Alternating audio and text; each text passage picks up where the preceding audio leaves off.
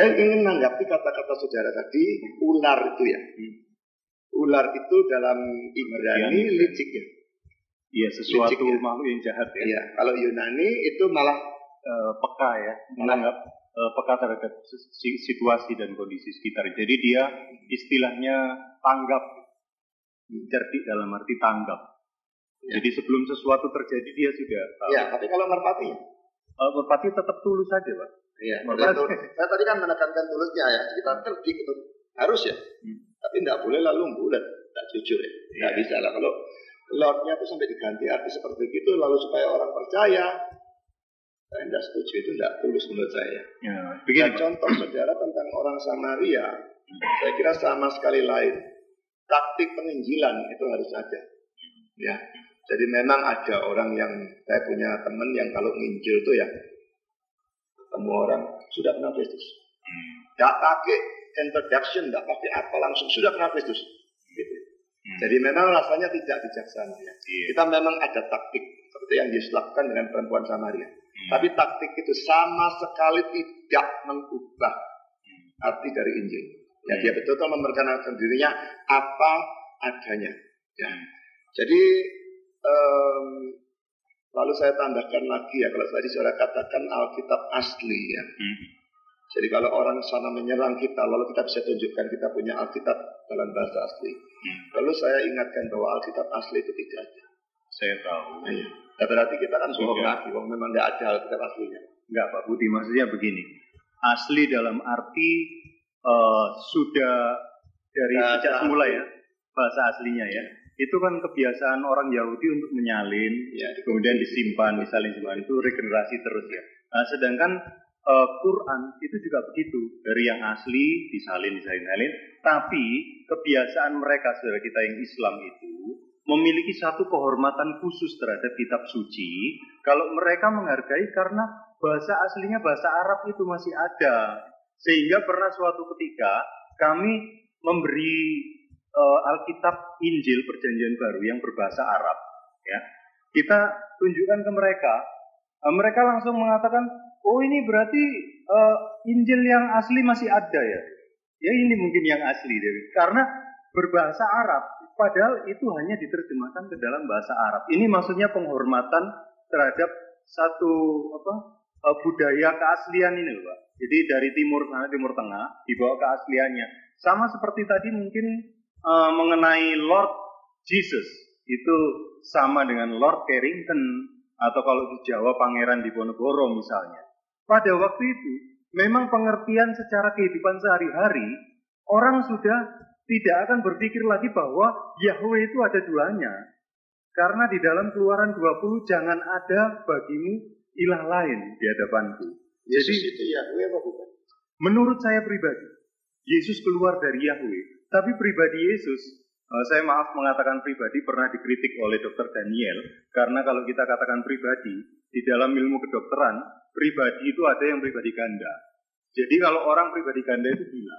Jadi saya tidak mengatakan pribadi, saya mengatakan pre-existent saja ya. Keberadaan Yesus, itu pada waktu dia berada di Yerusalem. Daniel pernah, saya lupa Daniel siapa, tapi pernah seminar. Dari kalangan gereja mana? Dosen, Pak. Saya kurang tahu, tapi waktu itu saya panggil untuk bersama-sama berbicara di seminar. Saya tidak setuju 17 omongan itu. Iya, saya lanjutkan. Jadi pengertian tentang Lord Jesus itu tadi sudah sangat bisa diterima oleh kalangan Yahudi. Saya yakin bahwa Yesus sendiri pada waktu itu memaklumi, Pak. Bukan berarti dia menutupi, tapi memaklumi karena di Perjanjian Lama itu sudah memperkenalkan God atau Tuhan atau Yahweh itu dalam pengertian tidak boleh disamakan dengan sesuatu yang lain, apalagi manusia. Sehingga tadi umat Yahudi komplain, sekalipun dirimu ini hanya manusia saja. Sehingga apa? Yesus memaklumi.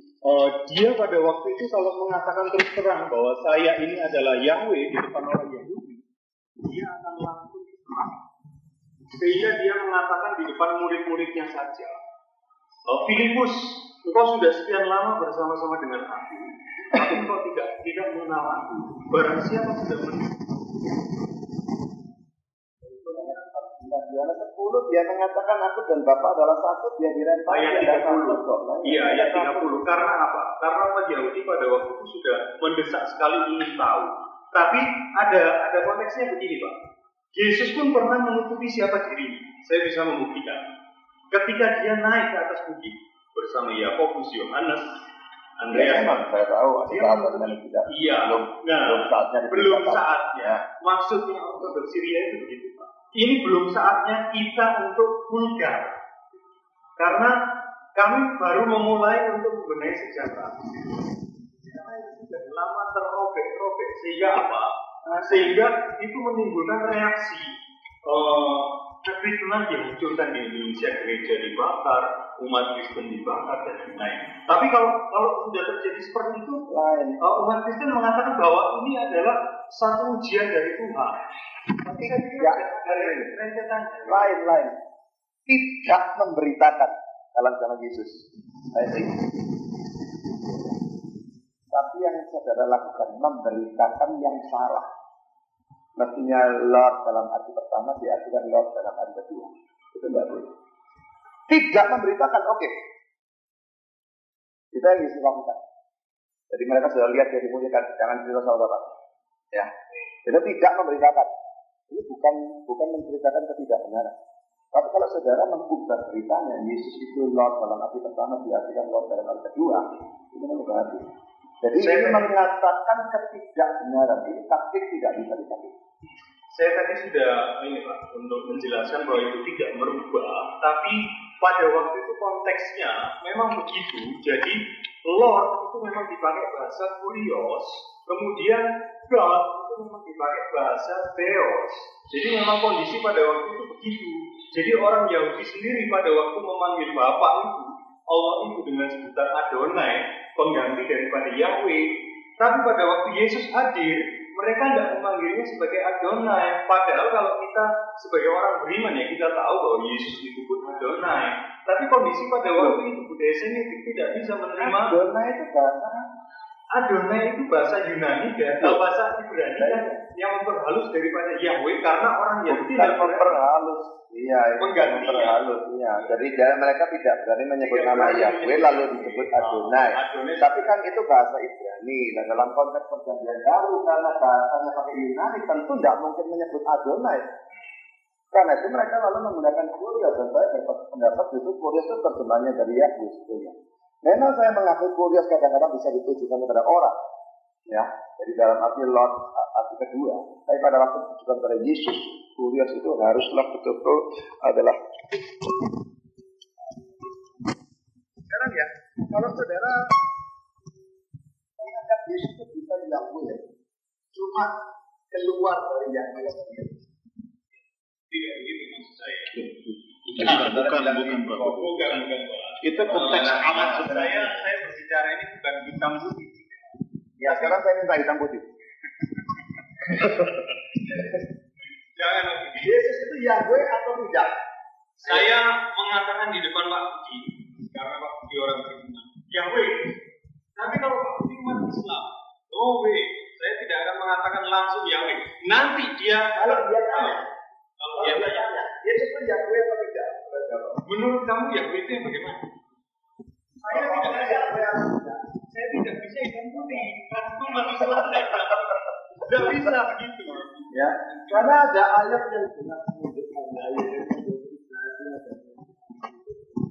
adil dan akan diberikan nama Tuhan keadilan.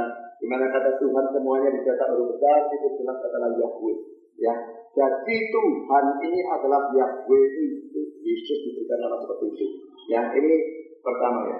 Lalu kedua, saya sudah katakan kepada Pak Catur sebuah itu. Lalu dikatakan dia bukan Allah sebagainya, cuma kuasa Allah atau apapun. Ya, begitu banyak ayat yang mengatakan kayak yang saya satu. Pada mulanya firman bersama sama Allah, firman itu adalah Allah. Lalu Roma pasal 9 ayat 5. Nah, dia adalah Allah yang harus kembali sampai selama-lamanya. Ya. Nah, sekarang menanggapi kata-katanya pendeta Banamurga bahwa kata Allah seharusnya God dan Yesus bukan itu. Ya.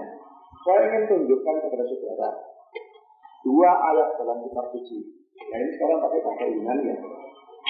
Titus 2 2 ayat 13.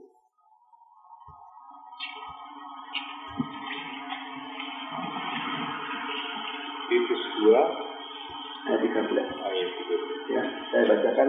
Ini terjemahan NASB lebih dulu ya. Looking for the blessed hope and the appearing of the glory of our great God and Savior Christ Jesus. Ya, dari Christ Jesus disebut our great God and Savior. Ngerti ya? Ya, jadi Christ Jesus disebut our great God and Savior. Sekarang kalau dilihat great God-nya itu apa? Ya, great God ini ya, tu ya, tu katanya ya, tu tu itu definite article, terjemahannya adalah the, ya, jadi the God, ya, jadi Yesus di sini bukan cuma disebut God, tapi the God. Lalu ayat satunya,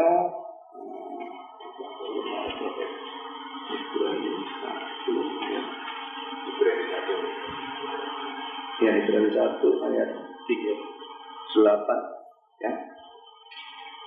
But of the Son, ya, tentang anak, he says, dia berkata, thy throne, O God, takhtamu, ya Allah. Ya. Nah, jadi Son itu anak disebut O God, disebut Allah. Lagi-lagi munculnya. O, Theos. Ya, the God. Ya, jadi dua ayat yang saya tahu jelas menyatakan Yesus sebagai the God. Jadi kalau sekarang mendadak Bang Muslim itu mengatakan bahwa kata Allah dalam bahasa Arab seharusnya dikatakan the God, itu Yesus. Dalam arti yang seperti itu tidak bisa dikatakan dia God. Ya Allah. Saya pernah bertanya langsung kepada Pak Pemimpin Sena, ya, secara kami saudara Sena, saya bertanya begini, apakah Bapak percaya bahwa Yesus itu adalah Tuhan? Dia percaya, tapi ya, dalam arti ya tegak. Ya. Tapi saya tadi dari awal sudah menjelaskan, ketika Bambang Nursena berceramah, dia sadar bahwa pendengarnya itu dari dua benua yang berbeda, dua konsep, dua dimensi yang berbeda. Sekarang begini Pak Budi. Pak Budi, saya tanya, kira-kira Injil ini mau diberitakan kepada umat yang lain? Mau pasti jawabnya. Kalau dari awal sampulnya saja mereka sudah tidak tertarik, ya, kita sudah mengatakan hitam putih, ini ya ini, dia nggak akan mau membuka isinya, Pak, sehingga kerajaan Allah tidak bisa diberitakan.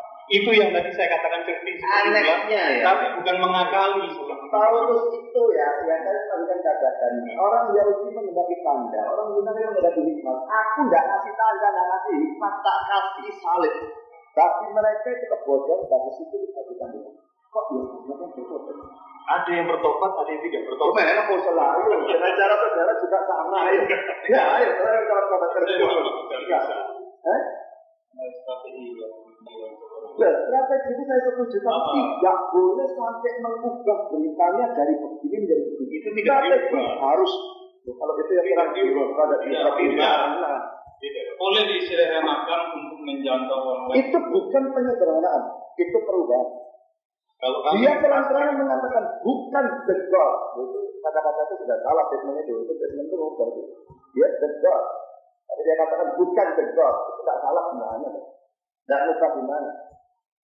Sekarang kalau Pak Budi dari seberang, dia langsung mengatakan dia itu the God. Pak Budi langsung berdiri. Oh, siapa bilang? Puji Tuhan, langsung bilang gitu. Setelah saya kasih kesaksian, saya di gereja saya dulu ya. Saya dulu ya, karena masih kesaksian di gereja Bapak. Ya. Saya ada suatu TA membahas perbandingan agama Kristen dengan Katolik. Lalu ada satu orang, satu bapak, dia eksternal, dia datang, dia Kristen, tapi istrinya, anak-anaknya Katolik semua. Dia datang, dan dia kuat. Saya ini orang tersebut, ya. Jadi waktu bahas, saya kan bisa kepada Katolik. Yang saya tunjukkan ini salah, suatu orang bisa. Dia sendiri bisa menerima, tapi dia lalu cerita ke keluarganya. Anaknya lagi sudah dewasa, gede, marah. Masa kamu kayak gitu? Kita datang. Gue angkat. Dia datang ke saya. Saya mengajarkan orang Katolik. Sama, saya tidak tahu waktu peristiwa dia datang. Saya tidak ngerti. Belakangan banyak saya. Jadi itu satu bukti yang terkotak itu kepercayaan. Saya sadar. Saya bilang taktik itu perlu. Tapi saya tidak bisa menerima yang saudara lakukan itu menurut saya pertugahan berita. Begini, saya tetap tidak mengatakan itu perubahan. Saya setuju bahwa kesaksiannya Pak Budi tadi adalah sesuatu yang kuasa yang turun dari atas sehingga membuat dia bertobat. Saya pun pada waktu saya dari segera, saya pertama kali mengikuti Tuhan Yesus. Saya berapi-api, sehingga saya main tabrak. Ketika ketemu orang, langsung saya katakan, kamu percaya Yesus? Kalau kamu tidak percaya, kamu tidak diselamatkan. Ini Buddha. Dia bengong aja. Lalu ketika dia pergi ke belakang, dia bilang gini, sok-sokan di Jokowi. Kami kan sudah beragama, tapi dia bilang kalau tidak percaya Yesus masuk neraka. Lalu satu lagi saya bilang begitu. Ini yang dari Buddha. Saya katakan, kalau kamu tidak percaya bahwa Yesus itu adalah Tuhan atau Allah, kamu akan masuk. Mulai sekarang kamu harus bertobat. Dia saking takutnya Pak Budi, mungkin ya, bertobat. Menurut saya waktu itu, dia seketika mau saya injili, saya ajak ke gereja mau. Tapi pengembalaan itu rupanya tidak hanya sekejap kan. Setelah itu saya merasa secara psikologi saya bangga. Saya bisa menarik orang kepada Yesus. Tapi ketika saya sudah tidak mengurusi dia lagi, akhirnya dia bertumbuh dalam pertobatan tadi akhirnya luntur. Gitu. Tapi dia gerundel di belakang. Saya dulu sebetulnya tidak ngerti apa sesungguhnya makna daripada Yesus itu Tuhan. Tapi karena saya salut sama Mas Joko, ya, saya salut atas karisma dia, sehingga saya ikut Kristen. Ketika itu saya sudah nggak tahu pada waktu itu motivasinya dia apa. Yang saya tahu saya bangga, saya sudah bisa menaklukkan dia. Nah ini yang akhirnya ortodoks Syria muncul. Ya. Saya tidak mengatakan bahwa ortodoks Syria ini harus diterima benar, tidak. Tapi saya berharap bahwa ortodoks Syria ini terimalah sebagai satu bagian untuk melengkapi kekristenan yang ada di Indonesia. Jadi maksud saya begini, ortodoks Syria ini hadir bukan untuk menaklukkan seperti misi Barat yang semula dikembangkan di Indonesia, membudayakan penakluk tidak, tapi memakai budaya secara halus seperti itu, dengan tidak mengubah isinya. Tapi kita cerdik dulu seperti itulah. Tidak Pak. Tidak Pak. Karena apa? Mengubah isi kok tak mengubah isi gimana? Tidak Pak. Begini, kami hanya ingin orang itu mendengarkan dulu isinya, tapi bukan melihat sampulnya. Orang katakan begini, misalnya ya, ada orang sebelah mendengar penginjilan saudara. Oh Yesus itu Lord cuma dalam arti junjungan. Ya, jangan pakai cuma Pak. Ya, oke lah. Yesus itu Lord dalam arti junjungan, gak pakai cuma. Ya. Lalu dia percaya itu. Ya, awal kan? Ya, nanti dulu. Awalnya. Yesus Lord dalam arti junjungan. Saya tanya saudara, saat itu sudah selamat enggak dia? Kalau kita iman Kristen kan pasti mengatakan kalau dia mengakui Yesus sebagai juru selamatnya dan Tuhannya, langsung diselamatkan kan? Kalau Tuhannya dalam arti seperti ini selamat enggak? Saya berbicara bahwa keselamatan itu mutlak dipegang oleh yang memberi keselamatan. Kita ini hanya membagi-bagi benih. Loh, iya. Tapi kita tahu kan kapan orang itu diselamatkan atau tidak. Oh, tidak, berdasarkan firman Tuhan itu terkata kalau orang itu percaya ya Yesus Tuhan, Yesus itu selamatnya, dia diselamatkan. Nah sekarang orang ini baru percaya Yesus sebagai Tuhan, tapi dalam arti junjungan. Dia sudah selamat atau tidak? Saya garis bawahi kasus keselamatan tadi, saya katakan juga bukan hitam putih. Itu betul ketika penjahat di sebelahnya Yesus mengaku bahwa dia berdosa, ingin diselamatkan, itu betul karena dia sudah tidak berdaya. Tapi Yesus juga mengatakan bahwa keselamatan itu paket, Pak. Tidak bisa hanya mengaku dengan mulut, tapi Alkitab berkata, iman tanpa perbuatan itu mati. Jadi keselamatan itu paket yang isinya lengkap, bukan hanya bibir, tapi perilaku, tapi juga tindakan. Perilaku itu belakangan ya. Kalau saat itu dia percaya, sungguh-sungguh percaya, kapan dia diselamatkan? Setelah perbuatan lainnya muncul. Tapi kalau saya sekarang komplain begini, ketika dia sudah diselamatkan di depan, lalu dia jadi seorang pembunuh, pemerkosa. Tidak mungkin. Dan yang lain. Karena pada saat orang itu percaya Yesus, Saya tahu jawabannya. Pada saat orang itu percaya Yesus, dia pasti mendapatkan Roh Kudus. Roh Kudus itu tidak akan mendorong dia. Orang bisa dosa, kita kalau saja.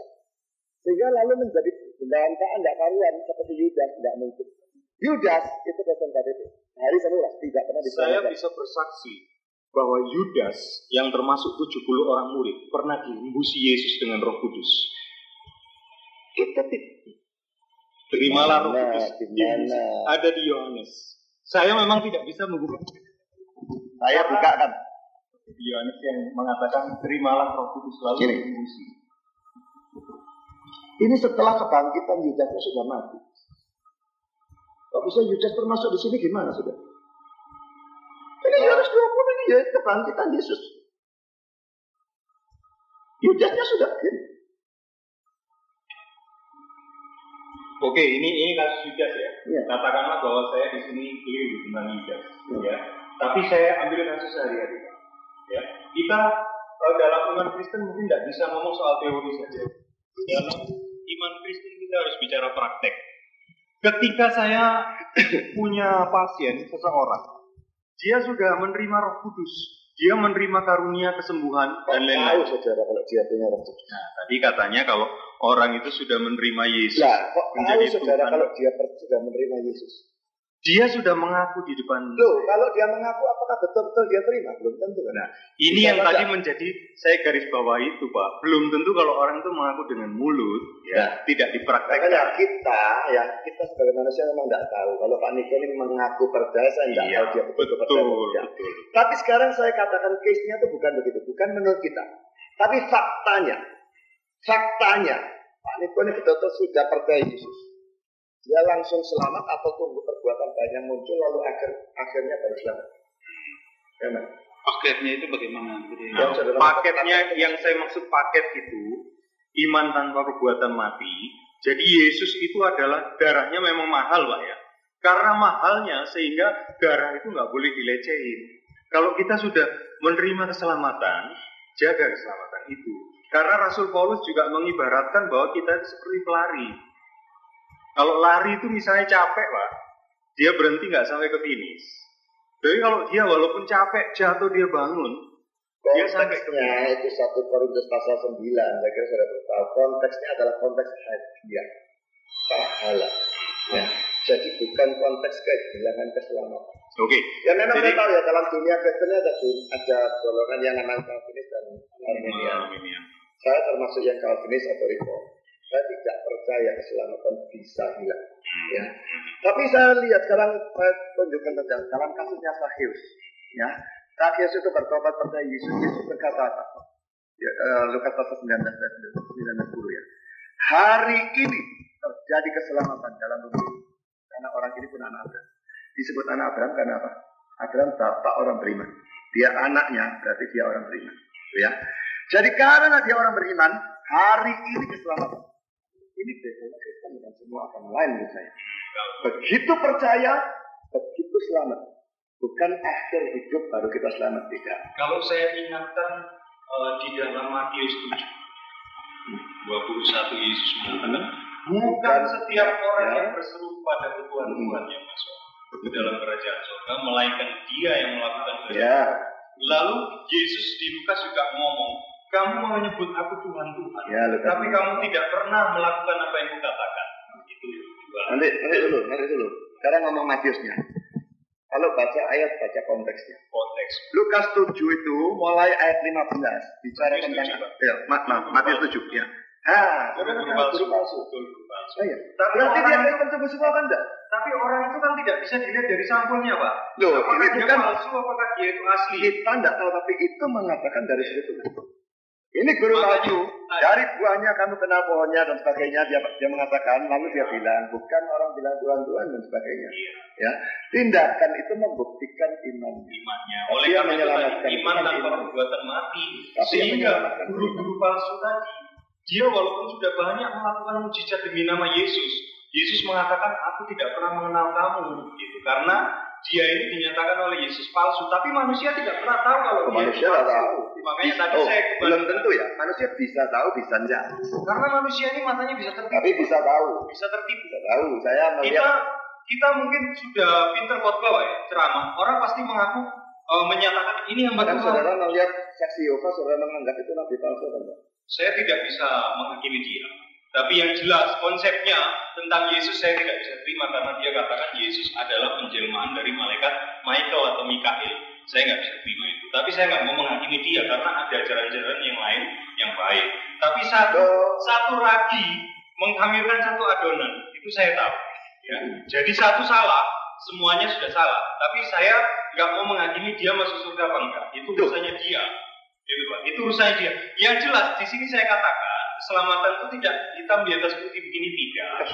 Tapi satu paket di atas putih. Itu menurut Pak Budi oke saya hargai. Tapi saya juga yang dari latar belakang berbeda dulu. Saya membaca Injil seperti itu. Justru saya mengikut Yesus karena saya tahu Yesus pernah mengatakan orang yang berbuat baik, yang mati dalam perbuatan baik akan bangkit untuk diselamatkan. Tapi orang yang telah mati dalam berbuat jahat, dia bangkit untuk dihukum. Dan kitab Wahyu terakhir, waktu takhta putih dibukakan, Pak. Ini pembicaraan kita agak melebar. Waktu takhta putih dibuka, di situ semua manusia dihakimi, Pak. Ada yang kecil, ya saya ngerti. Ada yang gini ya, saya beritahu saudara ya. Ini saya kira konsepnya saudara dan keselamatan itu nggak tahu gimana, saya nggak ngerti ya. Ini dalam ayat Alkitab ini ya, ada ayat-ayat yang jelas menunjukkan bahwa hanya iman menyelamatkan. Ya, semboyan reformasi itu sola fide dalam bahasa Latin, only faith, hanya iman. Ya, jadi hanya iman ya.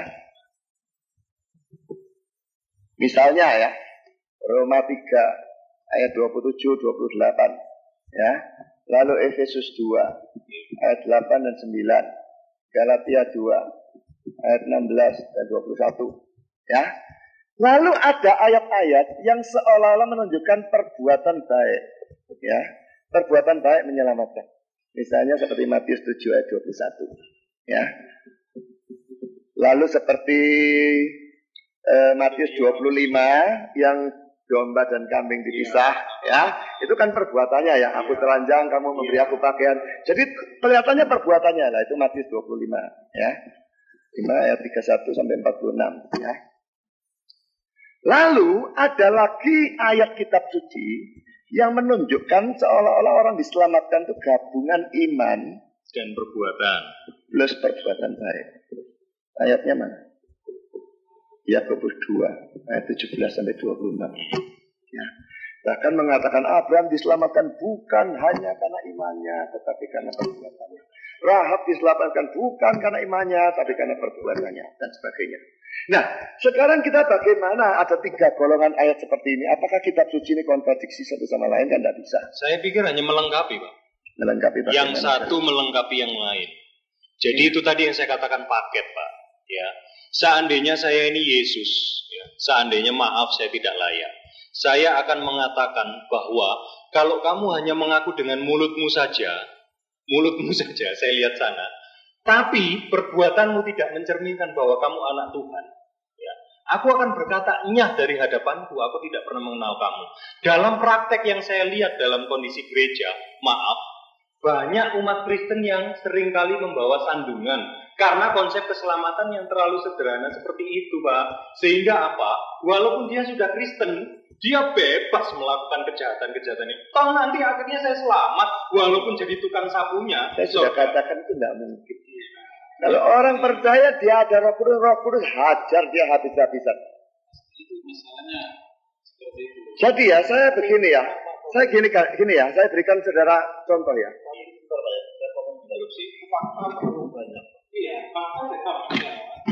Nah. Saya berikan contoh untuk ini ya. Sekarang ada orang sakit ya. Ya, orang sakit dia minum obat ya. Setelah dia minum obat dia sembuh. Setelah sembuh sekarang dia bisa olahraga lagi, bisa kerja dan sebagainya ya. Masih bisa sakit lagi tuh, Pak. Nanti dulu. Ya, enggak usah diteruskan dulu terapinya ya. Iya. Sekarang saudara kalau ditanya mengapa orang ini sembuh? Karena minum obat. Karena obat, bukan karena kerja ya. Bukan, Pak. Kerja olahraga ini. Bagaimana dia kerja kalau sakit? Makanya, kerja olahraga ini bukti kalau dia sudah sembuh. Ya. Nah sekarang dalam dunia rohani, dosa. Ini sudah diselamatkan sehingga dia nanti ya. Sekarang iman, ya. Obatnya itu iman. Ini selamat. Ya. Lalu ini perbuatan baik. Ya. Iya. Jadi apa yang menyebabkan selamat? Tapi iman yang sejati kalau selamat pasti muncul. Ini buktinya. Ini bukti. Ya. Iya. Kalau orang itu sekarang bilang saya sudah sembuh, ayo olahraga, nggak bisa. Berarti apa? Sembuhnya palsu. Ini juga palsu. Kalau orang bilang saya beriman, sudah selamat, puji Tuhan, perbuatan baiknya tidak ada sama sekali, berarti dia memang belum selamat, dia belum beriman. Imannya mati. Ya. Tapi di sini panahnya pergi ke sini. Iman yang menyelamatkan. Nah, mengapa ayat-ayat tertentu ini kelihatannya perbuatan baik? Karena iman ini tidak terlihat, sedangkan perbuatan baik terlihat. Jadi kalau orang punya perbuatan baik, otomatis dia itu punya iman. Tapi tetap yang menyelamatkan itu imannya. Ya. Jadi saya kira itu. Sekarang kalau di dalam garis waktu ya di sini. Jadi di sini percaya Yesus. Begitu percaya, di sini selamat. Ini baru saudara berbuat baik.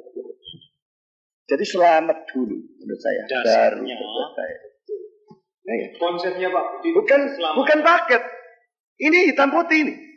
Begitu percaya, begitu selamat. Hari ini yang saya maksud paket keselamatan. tadi Pak Budi, maaf, itu betul seperti ini. Pertama di start ya, pertama dia harus beriman kepada Yesus, baru di sini pengudusan ya, perbuatan di sini. Paket itu nanti berakhir di sorga begini Pak. Jadi ini yang saya maksud paket Pak di dalam ini. Tapi namanya sudah paket. selamat apa belum? Ya, ini paket. Ya ini sudah selamat belum? Kita kan bicara selamat di finish ini Pak. Tuh. Ini salib ini Pak. Lah iya begitu dia percaya di sini ini sudah selamat. Ini salib bukan ini salib bukan sorga. Tapi sorganya di sini. Dasarnya itu di sini. Sakeus itu ya. Ini pintu Pak. Hari ini terjadi keselamatan dalam rumah ini. Karena dia berbuat, hartanya dikembalikan. Sudah dilakukan? Belum. Belum dilakukan, baru dijanjikan. Ya enggak? Hari ini terjadi keselamatan. Mungkin coba kita baca. Loh. Kita baca. Kita lihat. Menurut saya, Zakius itu ngambil uangnya dulu. Nggak bisa. Ayo kita lihat dulu. Kalau saya salah, Ya. salah. Dia cuma berkata kepada Tuhan, Tuhan setengah dari milikku akan kuberikan. Akan kuberikan. Belum diberikan Iya. ya. Terus Yesus juga Hari ini. Nah, hari ini telah terjadi keselamatan. belum beri loh ya. Ya, belum beri. Baik, iya. Tapi motivasi baik itu sudah muncul. Nek bolong ya apa? Yesus nggak bisa. Nggak Yesus bisa. punya konsep begini Pak. Perjanjian lama ya mengatakan orang melakukan zina itu dosa, tapi aku berkata kepadamu melihat perempuan saja dan menginginkan dalam hati itu sudah dosa. Ya. Jadi dari motivasi sini belum kelihatan, tapi dia sudah punya motivasi baik. Iya Pak ya, dilakukan itu Pak. Zakius tadi sudah punya motivasi baik. Oke, kalaupun itu baik ya, tapi kan belum sampai di sini loh. Padahal bilang katanya selamatnya di sini. Nah, ya itu kan baru di sini. Iya. Tapi toh sudah selamat ya. Padahal belum sampai di sini loh. Padahal bilang selamat. Hari ini telah terjadi keselamatan Pak ya. Terjadi keselamatan. Iya. Nah, saya akan mengatakan begini juga. Soal keselamatan itu miliknya Yesus, miliknya Tuhan. Dia begitu gampang mengatakan orang yang disalib di sebelah kiri apa kanan itu Pak? Nggak tahu. Siapa yang bilang kiri atau kanan? Nggak ada yang tahu. Saya tanya itu kiri apa kanan. Saya takut bilang kiri karena Bapak lebih tahu dari saya dikomplain. Jadi Saudara bilang kanan. nggak tahu Pak saya. Saya nggak tahu. Udahlah katakan bahwa yang di sebelah kanannya mengatakan ya Yesus selamatkan saya. Ya, misalnya dengan bahasa sederhana. Hari ini juga engkau bersama-sama dengan aku di dalam Firdaus. Itu kehendaknya Yesus karena dia yang mempunyai Firdaus itu. Tapi bagi orang orang Yahudi yang otaknya penuh dengan ilmu agama, dia mengatakan, ya Allah saya setiap minggu memberikan persepuluhan, saya membayar dan lain sebagainya. Tapi ada orang berdosa dari jauh memukul dadanya. Kasihanilah aku ya Allah orang yang berdosa ini. Yang layak di depan Allah siapa? Yesus katakan orang pemungut cukai itu. Ini adalah mutlak kehendak daripada sang pemilik keselamatan itu. Jadi sekarang kalau kita katakan Kamu percaya kamu selamat, yang menentukan ini siapa? Kalau yang mengatakan ini Yesus, amin. Memang Yesus yang mengatakan. Betul, kalau Yesus yang mengatakan saya amin. Tapi Kalau Paulus yang mengatakan tidak amin. Kalau Paulus yang mengatakan, Paulus pernah mengatakan begini Pak, di 1 Korintus 7. Ini saya katakan, aku bukan Tuhan, tapi aku. Apa artinya? Berarti itu bukan firman Tuhan. Bukan dalam arti firman Tuhan. Tapi Paulus ingin mengatakan, ada yang ditegaskan langsung dari Tuhan, ada yang melalui ilham Roh Kudus melalui saya. Itu soal perkawinan campur Pak ya, di 1 Korintus 7. Saya katakan, maksudnya untuk memberikan satu kebijaksanaan gitu loh Pak. Ini boleh, tapi saya katakan untuk memberi kemudahan. Oke lah, begini saja.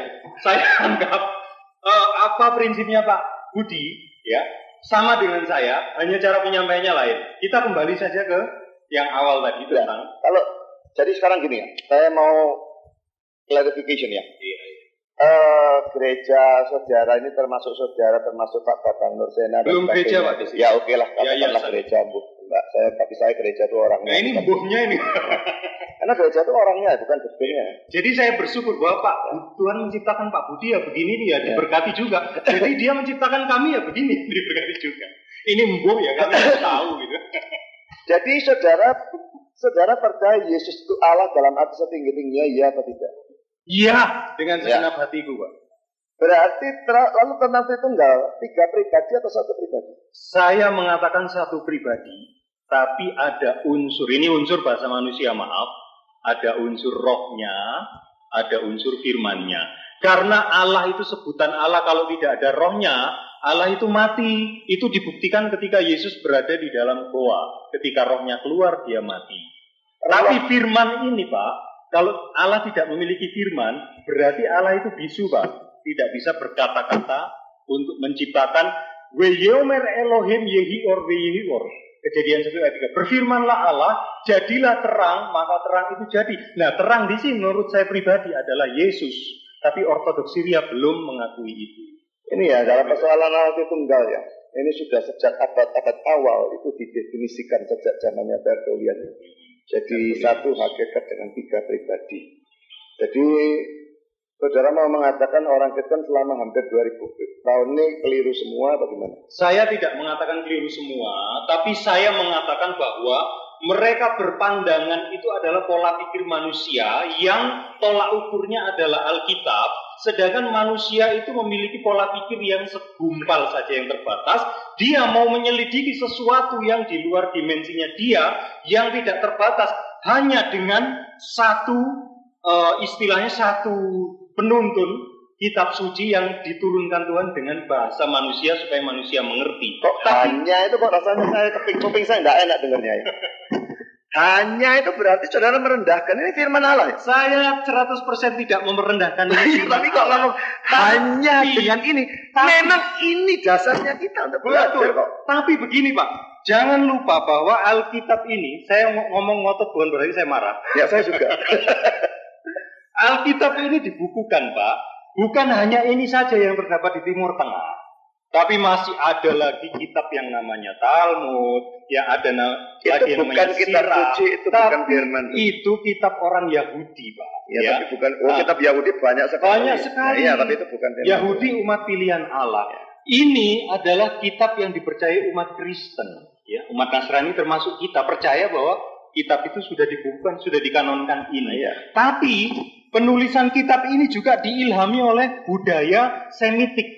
Jadi penulisan dia pada waktu menuliskan kitab itu, ini juga masih terbawa budaya manusianya. Jelas, itu budaya manusia jelas. Tapi apakah sampai karena terpengaruh kebudayaan lalu sampai terjadi kesalahan? Saudara percaya inerrancy of the Bible apa tidak?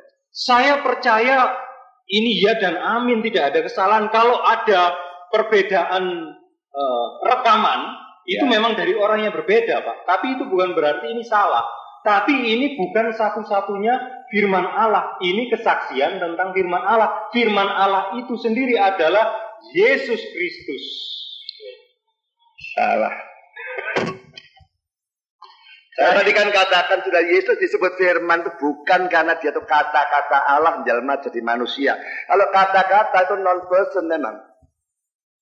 Dia disebut kata firman Allah atau kata karena dia menyatakan Allah itu gelar bagi dia. Logos.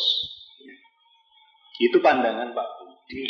Itu pandangan gereja sepanjang hampir 20 abad tentang 3 pribadi.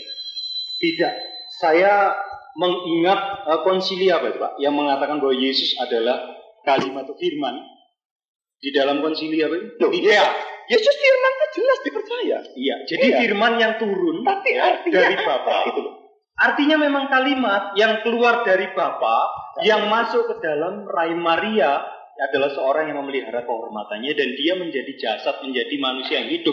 Kalau pada zaman perjanjian lama, firman itu tertulis dalam perkamen, Pak. Dia menjadi tulisan-tulisan mati, tapi dalam perjanjian baru, firman itu ditopang dengan rohnya menjadi hidup, menjadi Yesus yang bisa berkata-kata langsung. Karena yang melihat begini ya, saya kira memang tidak akan ketemu ya. Tapi saya tidak setuju dengan kata-kata saudara untuk mengatakan bahwa saudara dan saya sama. Tidak. Ya, tidak. Beda penyampaiannya kok. Tidak. Kita beda teologi. Saya percaya Allah Tritunggal itu 3 pribadi. Saya percaya 1 pribadi. Gimana bisa kita sama tuh? Begini Pak. Tidak sama. Gitu. Saya terus terang saja ya. Saya bukan mewakili ortodok misalnya. Saya mengatakan mewakili diri saya pribadi. Dengan segala kerendahan hati. Saya tidak tahu tentang siapa yang saya bicarakan. Tetapi Alkitab memberi sinyal-sinyal tentang siapa dia. Jadi kalau kita berbicara soal Tritunggal, semua pasti sudah mengatakan begini Pak. Doktrin Tritunggal itu tidak bisa didefinisikan secara tepat. Iya kan Pak? Sebab apa? Sebab kalau kita berbicara tentang Tuhan, kita nengoknya ke langit gini, tapi tanpa kita tahu yang kita lihat itu siapa. Nah, ini kita hanya mereka-reka saja. Tuhan itu begini-begini, Alkitab mengatakan begini. Bukan mereka-reka ya itu ya. Maksud saya begini, saya mereka-reka karena saya tidak tahu itu yang saya bicarakan apa. Saya dapat bukti daripada firman Tuhan. Nah, firman Tuhan ini menyatakan kepada Pak Budi, di rasionya Pak Budi, di imannya Pak Budi, bahwa Allah Tritunggal itu 3. Tapi di saya 3 pribadi. Di saya menyatakan bahwa Allah itu 1, tapi di dalam wujud satunya ini saya nggak tahu satu apa. Tapi dia ada tapi 1, ehad. Menurut orang Yahudi ehad 1, bukan wahid yang banyak. Ya, ehad 1, ahad bahasa Arabnya 1. Itu 1 yang saya tidak tahu bentuknya apa. Di dalam satunya itu ada firman dan roh. Saya perlu tahu ya, ehad dalam bahasa Ibrani itu bukan berarti absolute one, 1 yang mutlak, tidak. Tapi a compound one, 1 gabungan, ya. Jadi itu misalnya Adam dan Hawa menjadi 1 daging. Ya, itu digunakan kata ehad, padahal kan 2 orang. Ya. Itu contohnya ada banyak. Diambil dari rusuknya Adam ya, yang semula dari mereka 1. Tidak bisa, tapi mereka tetap 2 orang. Ya, mereka 2 orang. Jadi Yesus dengan Allah itu karena Yesus keluar dari, istilahnya seperti kalau Allah itu Adam keluar dari rusuknya Allah, dari 1 keluar. Nah, ini ehad. Hawa juga begitu, dari 1 Adam dia keluar dari rusuknya. Membedakan antara ehad dengan wahid. Kalau wahid itu jamak, Pak. Jamak bisa diartikan bahwa itu banyak. Ya?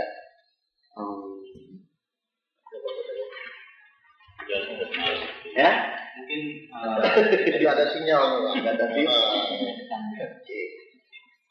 nanti suatu ketika kita jangan Syria itu kan di dalam tidak bisa. Karena Syria di dalam memberitakan kan kita menghubungkan dengan Al-Quran juga gitu loh. Ini problemnya memang. Saya tahu sekarang problemnya itu. Karena dari ortodoks Syrian itu tidak bisa mendamaikan dengan Islam kalau Allahnya tidak 3. Karena Allah itu kalau 3 berarti Allah itu kan sama dengan Yahudi. Sedang orang Islam itu dia tidak percaya, dia cuma percaya tadi itu bilang la ilaha illallah, tidak ada Tuhan selain Allah. Jadi kalau dia itu Tuhan itu Yesus itu Allah, dia lebih tinggi dari Nabi Muhammad. Dia tidak bisa terima itu. Jadi sekarang saya anggap ini Anda itu modified gospel. Gospelnya yang dirubah, yang berbeda. Nah, supaya bisa diterima mereka.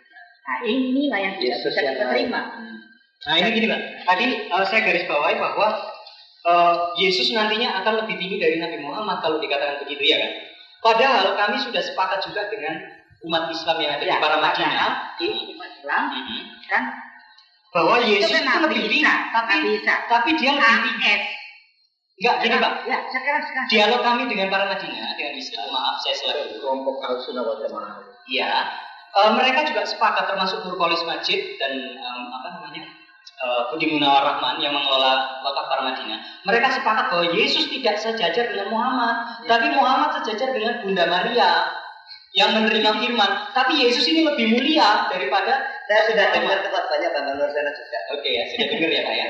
Jadi itu yang ingin saya clearkan ya. Jadi istilah tadi itu Sayyid atau Lord itu dalam arti bukan dalam pengertian nanti kami tidak mengakui bahwa Yesus itu adalah Tuhan. Nah, ya, oke, sekarang dalam Yesusnya sudah sama ya, tapi ketunggalnya nggak sama. Nah, saudara bilang ekad ini saya berikan ya.